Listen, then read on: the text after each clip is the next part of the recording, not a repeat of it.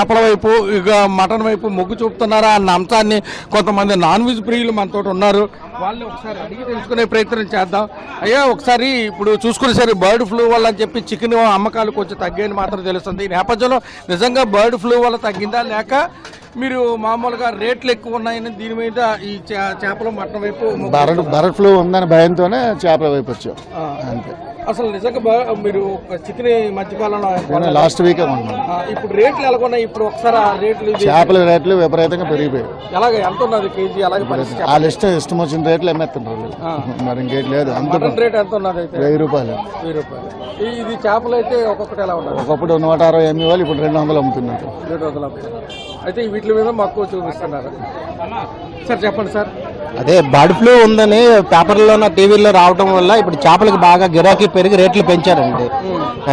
మేమైతే 10-15 రోజుల నుంచి చికెన్ ఏం తినట్లేదు. రేట్లు అయితే బాగా పెంచారు, గిరాకీ చేశారు. అంటే ఎంత పెరిగాయి అసలు? కేజీ మీద 50 రూపాయల నుంచి 60 రూపాయల వరకు పెంచారండి. మరి మటన్ వాటి మీద వెళ్ళట్లేదా? మటన్ అంటే మరి 1000 రూపాయలు చేశారు. మటన్ అంతంటే సామాన్యులు తినడం కష్టం కదా, 1000 రూపాయలకి కొద్దిగా ఇబ్బందిగా ఉంది. దానిపైన చికెన్ కంటే చేప మంచిది అనేసి చేప తింటున్నారు.